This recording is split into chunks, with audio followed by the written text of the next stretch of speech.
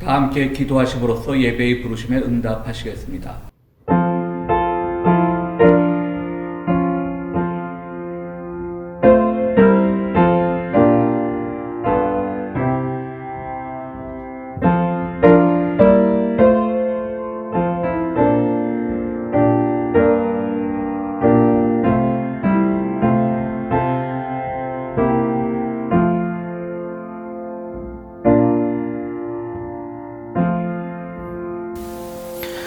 사랑과 은혜의 하나님, 오늘도 우리가 하나님 앞에 서 있습니다.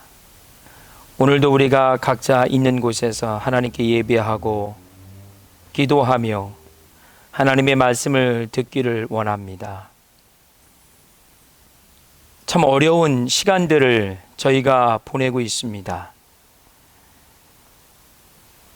사랑하는 우리 평화의 교회 가족들이 함께 모여서 예배하고 함께 음식을 나누며 우리에게 주어진 이 시대의 중요한 사명들을 함께 감당해야 될 이 시기에 하나님, 우리가 각자 흩어져서 이렇게 예배하고 기도하고 있습니다. 우리의 상황, 우리의 형편 하나님은 다 알고 계십니다. 하나님, 우리에게 하나님의 특별하신 위로와 용기와 그리고 온전한 생각들을 우리에게 허락해 주셔서 이 어려운 시기지만 우리가 믿음으로 모든 어려움들을 잘 극복할 수 있도록 은혜를 더하여 주옵소서. 떨어져 있는 우리 평화의 교회 지체들이 서로를 위해서 기도하고 중보하게 하여 주옵시며, 비록 많은 소식들을 듣고 서로 알 수 없지만 함께 기도하는 마음으로, 사랑하는 마음으로 우리가 평화의 교회 한 가족임을 매일매일 예배를 통하여 경험할 수 있도록 은혜를 더하여 주시기를 원합니다. 하나님, 각자의 상황 속에서, 일터 속에서, 가정 속에서 우리가 해야 될 일들이 참 많이 있습니다. 어려운 시기지만 우리의 삶의 짐, 우리의 삶의 몫을 감당해야 합니다. 때를 따라 도와주시는 하나님께서 우리의 안고 일어섬과 우리의 생각과 우리의 애씀을 주님 기억해 주셔서 아름다운 삶의 수고가 있게 하여 주옵시고, 어려운 시기지만 그 수고의 아름다운 삶의 열매들을 거둘 수 있는 우리 모든 평화의 교회 가족이 될 수 있도록 은혜를 더하여 주옵소서. 연로하신 우리 길동무 모든 회원들 하나님 아버지 영육간에 강건케 하여 주옵시고, 어려운 시기에 하나님 아버지 더 큰 믿음으로 우리 길동무 모든 회원들이 주님의 교회를 위해서 기도하며 서로를 돌보는 우리 모두가 될 수 있도록 인도하여 주옵시며, 두나미스의 모든 회원들 믿음으로 견고히, 비록 어렵지만 우리의 삶에 무게가 있지만 잘 감당해 내실 수 있는 귀한 우리 두나미스 모든 성도님들 되게 하여 주옵시며, 우리 청년부와 유스그룹 귀한 젊은이들 하나님, 저들의 마음속에 꿈과 비전과 그리고 하고자 하는 모든 계획들이 아름답게 준비되는 귀한 젊음의 시간들이 또한 될 수 있도록 은혜를 더하여 주옵소서. 하나님, 우리가 살고 있는 이 미국 땅을 위해서 기도합니다. 여러 가지 많은 정치적인 이유, 그리고 코비드-19로 인한 여러 가지 많은 어려운 상황들이 있지만 하나님, 속히 이 모든 시련이 극복될 수 있도록 인도하여 주옵시고, 우리 모두 다가 이 땅을 위해 기도할 수 있도록 은혜를 더하여 주옵시며, 우리가 떠나온 고국 하나님 아버지, 들려오는 모든 소식들이 아름답고 평화스러운 소식만 들려지게 하여 주옵시며, 남북 간의 관계가 아름답게 풀어지게 하여 주옵시고, 한국의 모든 정치적 상황들이 안정되어 좋은 소식만 들릴 수 있도록 은혜를 더하여 주옵소서. 우리 평화의 교회 이 LA 땅에 세우신 이유는 평화의 사도로 하나님의 귀한 역사를 감당하는 온전한 교회로 세우신 줄 믿사오니, 하나님 정말 이 시대를 깨우는 귀한 교회가 또한 될 수 있도록 은총을 더하여 주옵소서. 우리의 예배, 우리의 말씀의 나눔, 우리가 보이지 않지만 함께 기도하는 모든 중보의 기도들 하나님 앞에 상달되게 하여 주옵시고, 우리 마음속에 주시는 하나님의 강건함과 마음의 평안이 언제나 끊쳐지지 않도록 거룩한 성령이여 저희와 함께 주옵소서. 이 시간 짧게 영상으로 예배드리지만 우리의 기도, 우리의 말씀의 깨달음, 그리고 우리의 아름다운 보이지 않는 교제가 주 안에서 풍성할 수 있도록 거룩한 성령이여 인도하여 주옵소서. 모든 것을 주님께 의탁합니다. 우리와 함께 주옵소서. 감사하고 사랑 많으신 예수님의 이름으로 간절히 기도드립니다. 아멘.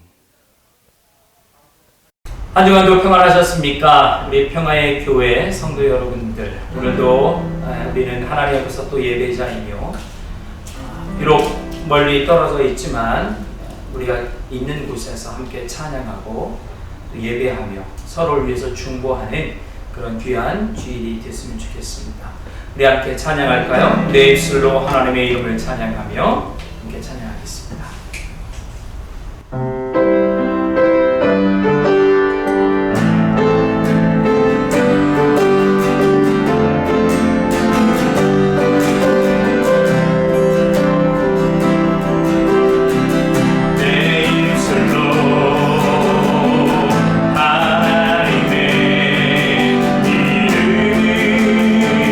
찬송하며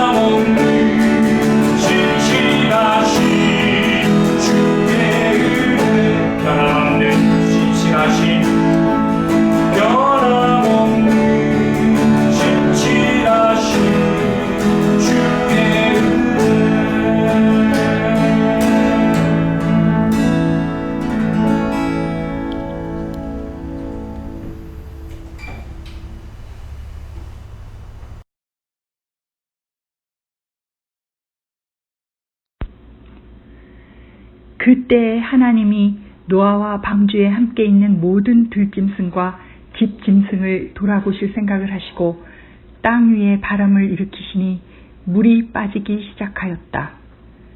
땅 속의 깊은 샘들과 하늘의 홍수문들이 닫히고 하늘에서 내리는 비도 그쳤다. 땅에서 물이 줄어들고 또 줄어들어서 150일이 지나니 물이 많이 빠졌다. 7째 달 11의 날에 방주가 아라랏 산에 머물러 쉬었다. 물은 10째 달이 될 때까지 줄곧 줄어들어서 그 달 곧 10째 달 초하루에는 산 봉우리들이 드러났다. 40일이 지나서 노아는 자기가 만든 방주의 창을 열고서 까마귀 한 마리를 바깥으로 내보냈다. 그 까마귀는 땅에서 물이 마르기를 기다리며 이리저리 날아다니기만 하였다. 그는 또 비둘기 한 마리를 내보내서 땅에서 물이 얼마나 빠졌는지를 알아보려고 하였다. 그러나 땅이 아직 모두 물 속에 잠겨 있으므로 그 비둘기는 발을 붙이고 쉴 만한 곳을 찾지 못하여 그냥 방주로 돌아와서 노아에게 왔다. 노아는 손을 내밀어 그 비둘기를 받아서 자기가 있는 방주 안으로 끌어들였다. 노아는 이래를 더 기다리다가 그 비둘기를 다시 방주에서 내보냈다. 그 비둘기는 저녁 때가 되어서 그에게로 되돌아왔는데 비둘기가 금방 딴 올리브 잎을 부리에 물고 있었으므로 노아는 땅 위에서 물이 빠진 것을 알았다. 노아는 다시 이래를 더 기다리다가 그 비둘기를 내보냈다. 그러나 이번에는 그 비둘기가 그에게로 다시 돌아오지 않았다. 예, 제가 좀 입가가 부르터서 오늘은 설교 중에 좀 자료 화면을 많이 집어넣도록 하겠습니다. 1937년 스탈린의 강제 이주 정책으로 고려인, 즉 러시아 말로 까레이스키라고 불렀죠. 까레이스키라고 불리던 한인들이 주로 쫓겨난 곳이 카자흐스탄 지역이었습니다. 허벌판에 버려진 까레이스키들은 결국 살아남아 오늘날 현재 10만 명이 카자흐스탄 지역에 거주하고 있다고 합니다. 현재 카자흐스탄 시장에서는 김치가 까레이스키 샐러드라는 이름으로 많이 통용이 되고 있고요. 또 당겐백이라고 하는 일종의 쇼핑백이 대단한 인기를 누리고 있다고 합니다. 당겐백은 뭐냐면요, 이영애가 주연을 맡았던 대장금이 워낙 그 지역에서 유명해서 이영애의 그 초상화를 담은 그런 사진을 담은 쇼핑백이 아주 불티나게 팔리고 있다고 합니다. 그 정도로 카자흐스탄 지역에서 우리 까레이스키, 즉 고려인, 즉 우리 한인들은 아주 정말 잡초와 같은 삶에서 오늘날 그들의 문화를 지키면서, 우리 한인의 문화를 지키면서 그 지역에서 잘 정착해서 살고 있습니다.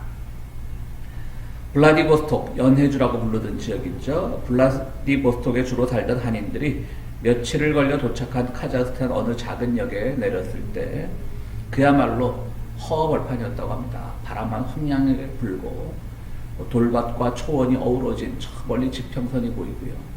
너나 할 것 없이 모두 다 울었다고 합니다. 서로를 부둥켜 잡고 울던 중에 어디서 먼 곳에서 원앙 소리가 들렸다고 합니다. 원앙 뭔지 아시죠? 원앙 소리라고 하는 영화도 있었는데요. 그 소나 당나귀 이런 목에 거는 종을 말합니다. 원앙 소리가 무언가 하고 봤더니 저기서 많은 사람들이 당나귀를 끌고 오더라는 것입니다. 그 장면을 보았을 때 우리 고려인들은 얼마나 불안했겠습니까? 야, 우리가 블라디보스톡 낯선 소련 땅에, 러시아 땅에 수십 년 전에 정착을 해서 겨우 좀 살만했더니 이렇게 스탈린에 의해서 새로운 땅으로 쫓겨오는구나. 그리고 저 멀리서 나타나는 사람들은 도대체 무엇인가? 우리를 죽이려고 하는 것이 아닐까라고 하는 두려움이 왜 없었겠습니까? 그런데 그들이 가까워질수록 그들의 형태가 드러났는데요. 그들은 카자흐스탄 여인들이었습니다. 카자흐스탄 여인들은 멀리 낯선 곳에서 또 처음 만나본 적도 없는, 처음 만나게 되는 그런 낯선 민족이 온다는 소식을 듣고, 그것도 그냥 오는 게 아니죠. 쫓겨나고 추방당한다는 소식을 듣고 그들을 위해서 빵을 굽기 시작했습니다. 그리고 그 빵이 식을세라 목포에 감싸 당나귀에 실은 뒤에 역까지 마중을 나왔던 겁니다. 얼마나 감동적인 장면입니까? 고려인들이 울면서 그 빵을 먹는 동안 카자흐스탄 여인들도 같이 울었다고 합니다. 빵과 울음, 거기서 새로운 삶이 시작됐습니다. 저는 어디선가 이 글을 읽으면서 아주 뭉클했던 기억이 납니다. 결국 카자흐스탄 여인들의 환대가 고려인들이 다시 일어서는 계기가 되었습니다. 앞으로 다가올 낯선 곳이 어떤 모습일까? 고려인들은 기차를 며칠씩 타고 가면서 얼마나 불안했겠습니까? 그들은 많이 불안했기 때문에 더욱더 다가오는 사람들이 무서웠을 터인데 그들은 무서운 대상이 아니라 바로 빵을 싸와서 환대하는 카자흐스탄 여성들이었던 것입니다. 코로나 전국에 가장 많이 쓰는 말이 무엇입니까? 한 번도 해보지 못한 경험. 물론 맞습니다. 이렇게 봉쇄가 되고 예배를 드리지 못하고 학교가 오랫동안 닫고 하는 이런 일들은 한 번도 경험해보지 못한 일일 수도 있습니다. 그러나 또 보면 1차 대전 중에 있었던 스페인 독감에서는 2,500만 명에서 5천만 명까지 통계마다 다른데요. 그렇게 많은 사람들이 죽었다고 하죠. 지금의 인구보다 훨씬 적은 1910년대의 그 시대 인구로 봤을 때 2,500만이라고 하는 숫자는 또 5천만이라고 하는 숫자는 엄청난 숫자인데요. 그 많은 사람이 희생이 되었습니다. 또 우리가 지금 유익하게 사용하고 있는 인터넷이나 스마트폰도 사실은 우리가 한 번도 경험해보지 못했던 것들이죠. 그래서 2000년에 접어들 때 우리는 Y2K라고 해서 인터넷 체계 자체가 엄청나게 버그를 일으킬 것이라고 하는 그런 두려움 속에 2000년을 맞기도 했던 것을 기억하고 있습니다. 그러나 지금은 유익하게 사용되고 있습니다.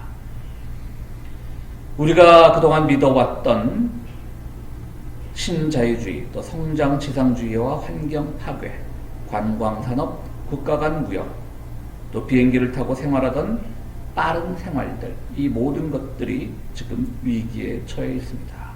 그런 점에서 앞으로 다가올 세계는 마치 카자흐스탄까지 가던 그 고려인들의 마음보다 더 두렵고 떨리는 것일 수 있습니다. 우리 모두가 그래서 또 여러 가지 책들, 포스트 코로나 시대를 예측하는 여러 가지 책들을 또 책들이 많이 쏟아져 나오고 있습니다.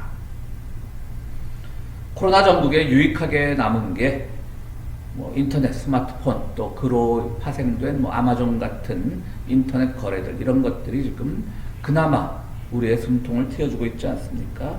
그렇지만 사실 이것도 믿을 게 못 됩니다. 개인정보 유출이라고 하는, 인터넷이라고 하는 거대한 것에 의해서 우리의 삶이 노출되고 유출되는 것은 사실입니다. 그래서 병영 시대가 되었다라고 말하는 사람들도 있고요. 인터넷에 의한 빅브라더, 조지 오웰의 1984년에 나왔던 그 빅브라더의 시대라고 말하는 사람들도 있습니다.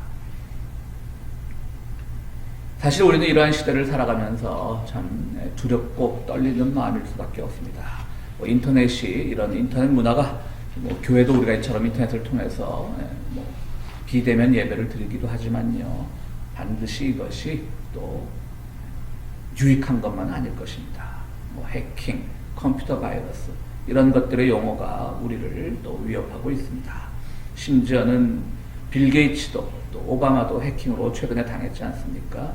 이런 것들에 의해서 시스템이 붕괴되면 코로나 이상의 비극이 발생할 수가 있습니다. 핵무기가 시스템 고장으로 자동으로 발사될 수도 있고요. 그렇게 되면 인류는 정말 파멸에 이를 수도 있습니다. 그러니까 이런 것도 지금은 우리가 유익하게 사용하고 있지만 믿을 것이 못 된다고 볼 수가 있습니다. 실제로 그럴 뻔한 사건이 있었지 않습니까? 1983년 9월이죠. 소련 중령이던 페트로프가 모스크바 외곽 비밀 기지에서 당직 근무를 서던 때였습니다. 미국 미사일 기지를 감시하던 위성이 긴급 경보를 보내왔습니다. 미군이 대륙간 탄도미사일 5발을 소련을 향해 날렸다.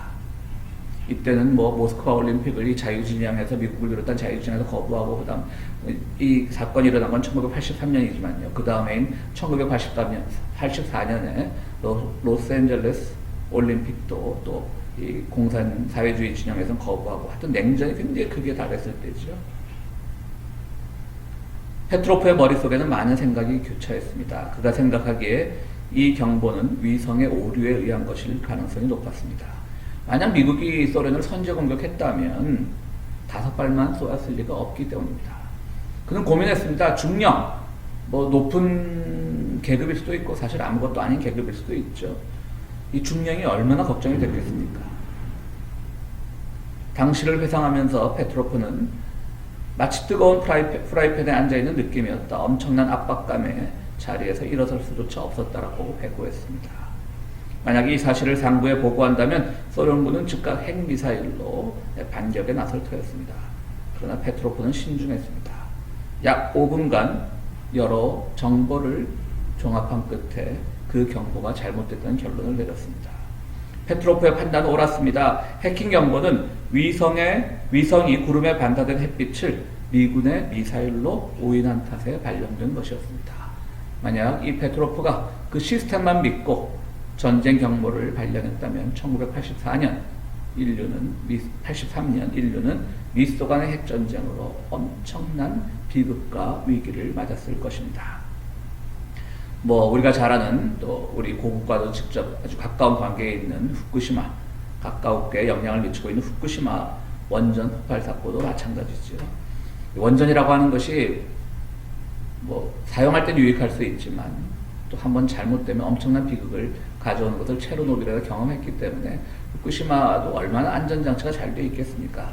그 지역에서 이제 쓰나미가 몰려오죠. 쓰나미가 몰려왔을 때 당연히 안전장치는 작동을 했고 모든 원자로 6개가 있었다라고 하죠. 6개의 모든 원자로는 멈추어 서게 됩니다. 그런데 문제는 그 다음에 발생했습니다. 시스템에 의해서 잘 멈춰 섰는데요, 원자로가.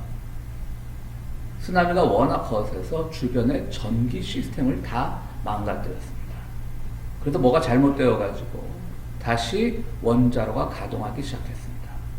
그리고 원자로가 가동했지만 또 전기 시스템에 의해서 돌아가는 냉각수를 공급하는 장치가 말을 듣지 않았습니다. 그러면서 냉각수가 제때 공급되지 않고 원자로는 가열되었고 그래서 폭발했던 것입니다. 물론 핵발전소는 대단한 인류의 발전의 결과일 수도 있지만요. 전기는 발명된 지가 100년도 더 된 것 아닙니까? 그렇다면 신기술이라고는 할 수 없는 거죠. 어떻게 보면 구기술이죠, 전기 자체는. 그런데 바로 그 구기술에 의해서 가장 첨단의 장치가, 첨단의 시설이 폭발을 해서 비극을 가져갔다고 하는 것은 정말 우리가 첨단, 최고, 전선에 있는 것들, 이런 것들을 믿을 만한 것이 못 된다라고 우리가 말할 수 있는 겁니다. 인간이 만든 어떤 것도 과신하지 말라는 교훈을 우리에게 주고 있습니다. 실제로 미국의 뉴스 전문 방송 CNN이 최근에 보도한 것을 보면요. 항생제, 우리가 조그만 아파도 항생제들 많이 드시지 않습니까? 그 항생제의 오남용으로 많은 사람이 죽어간다면서 오히려 1000년 전 중세시대의 어느 책에서 발견된 그런 항생제, 그때는 항생제라는 이야기가 없었으니까요. 항생제를 대체하는 식품들이 훨씬 더 항생 효과가 있고 안전하다는 그런 기사를 실었습니다. 거기는 마늘, 양파 이런 것들이 굉장한 항생 효과가 있다고 하는데요. 항생제, 실제로 즉각적인 항생 효과는 내기 때문에 유익한 약일 수 있지만요. 그것으로 인해서 매해 죽어가는 사람도 엄청 많다고 합니다. 하늘에서 비가 퍼붓듯이 쏟아지는데 노아와 그의 가족은 얼마나 불안했겠습니까? 홍수가 끝나도 세상에 사람은 아무도 없는 현실이 되었습니다.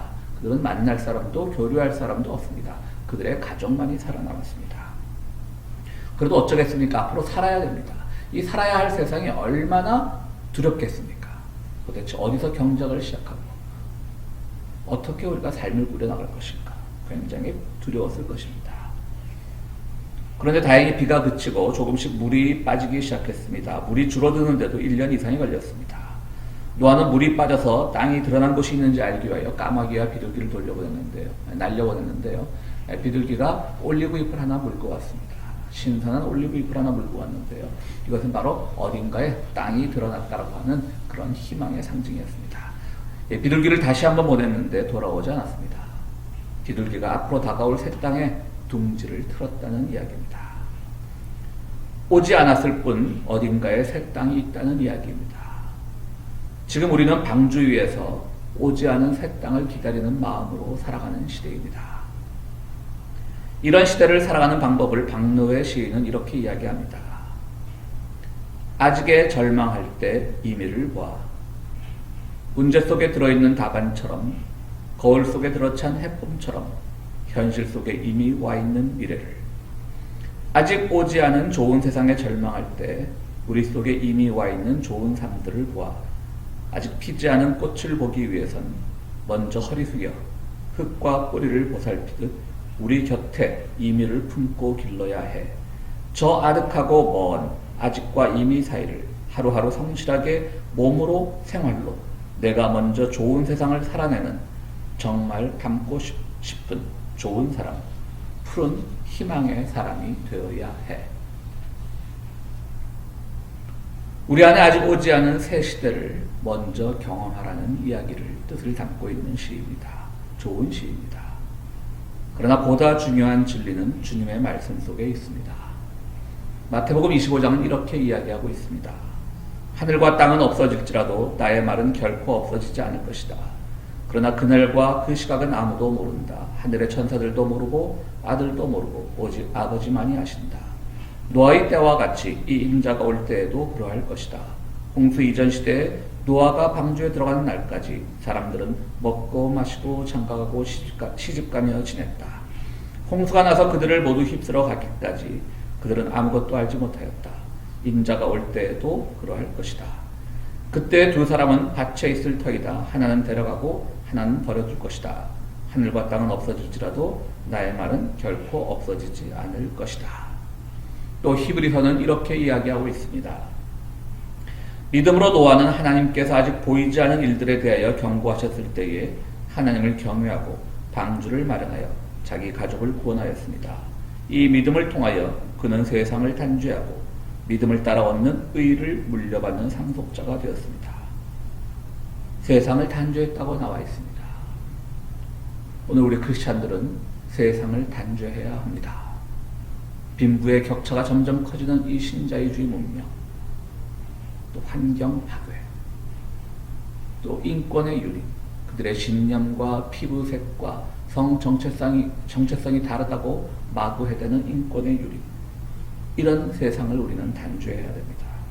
그 다음 믿음을 따라 얻는 의를 물려받는 상속자가 되라고 하나님께서는 말씀하십니다.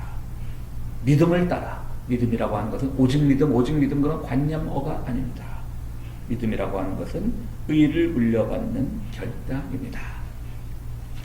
또 베드로후서는 이렇게 얘기하고 있습니다. 그때 그는 또 옛 세계를 아까워하지 않으시고 경건하지 않은 자들의 세계를 홍수로 덮으셨습니다. 그때 그는 정의를 부르짖던 사람인 노아와 그 가족 7사람만을 살려주셨습니다. 그렇습니다. 노아는 바로 그 암울한 시대에 정의를 부르짖던 사람이었습니다. 인간의 능력에만 의존해 이루어지는 세상은 오지 않을 세상입니다. 이 세상은 두렵고 타락했지만 주님과 함께한다면 오지 않은 세상을 먼저 살아갈 수 있습니다. 차별과 혐오가 지배하는 세상은 오지 않을 세상일 뿐더러 와서는 안 되는 세상입니다. 창세기 9장에는 술에 취해 이제 홍수가 다 끝나고 정착을 하고요. 술에 취해 벌거벗은 노아의 모습을 보고 막내 아들 함은 담요로 덮어 죽이는커녕 두 형인 셈과 야벳에게 이 사실을 알렸습니다. 나중에 술에서 깬 노아가 이 이야기를 듣고 함의 후손이 모두 종이 되라고 저주하죠. 이것은 분명 노아의 잘못입니다. 아들을 종으로 저주하는 세상은 오지 않을 세상이고 와서는 안 되는 세상입니다. 제가 어릴 때 교회에서 배울 때는 함이 그렇게 아버지의 저주를 받아서 흑인들의 조상이 되었다고 그렇게 교회에서 가르쳤습니다. 참 어처구니 없는 가르침이지요. 그 당시 가르치는 목회자들도 함의 행동이 사실 별게 아닌데 그냥 막내로서 어떻게 할지 모르니까 형들에게 알린 것인데 그것으로 그렇게 대대손손 저주를 내리는 노아가 가르치는 목회자들이나 선생님들의 입장에서도 잘 이해가 되지 않았던 모양입니다. 그래서 제가 어릴 때 배웠던 기억을 이렇게 되돌려 보면 그때 성경은 다 읽을 때가 아니었으니까요. 성경에 그런 말이 진짜로 있는 줄 알았어요. 함이 막 아버지 보고 막 벌거벗었다고 막 손가락질하고 놀렸다고. 그런 말씀이 있는 줄 알았어요. 그 당시 그렇게 가르쳤거든요. 왜? 그냥 형들에게 알린 사실로 저주를 내린 것은 그 의인 노아를 너무 폄하하는 것이다 라는 그런 좀 모호한 생각이, 의심스러운 생각이 가르치는 분들에게도 있었겠죠. 그러나 성경에는 그렇게 형들에게 알렸다고만 나오지 그가 아버지의 벗은 모습을 놀렸다라고는 나오지 않습니다. 성경 이처럼 때로는 자기들의 생각을 정당화시키기 위해서 함부로 인용되고 있습니다. 그것이 오늘날 뭐 한국이나 미국이나 할 것 없이 벌어지고 있는 그런 몰치카간 교회를 통해 전달되고 있는 현실입니다. 그런 세상은 다시는 와서는 안 됩니다. 아버지가 아들을 저주하고 그 저주받은 아들이 흑인의 조상이 되었다고 가르치는 그런 세상은 다시는 와서 안 됩니다. 비둘기가 물어온 그 올리브 잎은 노아의 방주가 곧 가게 될 세상, 아직 오지 않은 세상에서 저 혼자 먼저 온 것이었습니다. 비둘기와 감람나무는 주님의 임재를 상징합니다. 주님과 함께 동행하는 세상은 오지 않은 세상을 먼저 살아가는 것과 같은 의미입니다. 그래서 성경은 하나님의 나라는 우리 안에 이미 이루어졌다라고 이야기하는 것입니다. 홍수 같은 이 세상을 살아가면서 주님이 물어다주는 올리브 잎과 함께하는 여러분들이 되시기를 간절히 바랍니다. 함께 기도하시겠습니다. 거룩하시고 자비로우신 아버지 하나님, 우리 오늘 노아가 방주에 타기 전에 상황과 같은 시대를 살아가고 있습니다. 노아의 가족은 방주에 올라탔지만 그들은 여전히 불안했을 것입니다. 그러나 비둘기의 올리브 잎을 통하여 하나님께서는 다가올 새 땅, 아직 오지 않았지만 곧 오게 될 세상이 있음을 가르쳐 주셨습니다. 오늘 우리도 그러한 두려움 속에서 살아가면서 주님과 함께라면 어떤 세상이든지 희망에 가득 차고 아름다운 것으로 가득 찬, 아직은 오지 않았지만 그러나 이미 우리 가운데 이루어진 그 세상을 살아가고 있다는 마음을 가질 수 있도록 우리를 인도해 주시옵소서. 주여, 이렇게 우리가 직접 만나지 못한 예배를 드릴 때에 우리의 은혜는 동일하게 우리 마음에 다가올 수 있도록 도와주시고, 우리를 향하여 베푸시는 하나님의 사랑을 매일매일의 일상에서 체험하는 우리들이 될 수 있도록 함께하여 주시옵소서. 늘 주님의 교회를 기억하며 헌신하는 모든 이들을 축복하시고, 또 병중에 있는 모든 이들에게 쾌유와 위로를 허락하여 주시옵소서. 예수 그리스도 이름으로 기도드리옵나이다. 아멘. 예, 교회 소식은 여러분들 직접 만나질 못하니까 이렇게 늘 비슷한 말씀만 드립니다. 이 코로나 전국을 잘 이겨내시고요. 여러분들 항상 건강하게, 또 재택근무하는 분들도 계시고 일터에 나가시는 분들도 계시고, 제가 잘은 알지 못하지만 일터를 잃은 분도 혹시 계실지 모르겠습니다. 그래도 주님을 믿는 마음으로, 주님을 향한 마음으로, 소망으로 늘 이겨내시는 여러분들이 되시기를 바랍니다. 교회에서 여러분들을 빨리 만나고 싶어서 여러 번 교회 소식에도 전해드렸지만 교회 여러 가지 이제 청결 작업, 또 재배치 작업, 리모델링을 하고 있습니다. 교회 부엌에 그 배식대에 투명 유리를 설치를 했습니다. 그래서 우리가 앞으로도 사실 따지고 보면 그런 것이 있어야 돼요. 밑에 음식인데 거기서 말씀들이 오고 가는데 꼭 코로나가 아니더라도 청결을 위해서 설치를 했습니다. 이렇게 많이 준비를 하고 있으니까 이제 주정부나 어떤 의료적 권위를 가진 기관에서 예배 드려라 하면 우리 곧 두려움 없이 만날 수 있는 날이 올 수 있게 되기를 바랍니다. 예, 함께 기도하시겠습니다.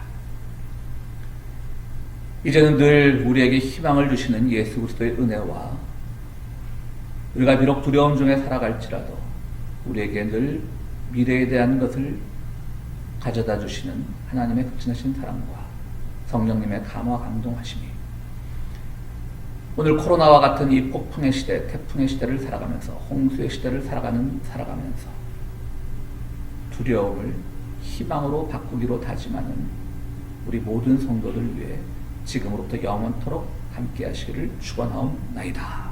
아멘.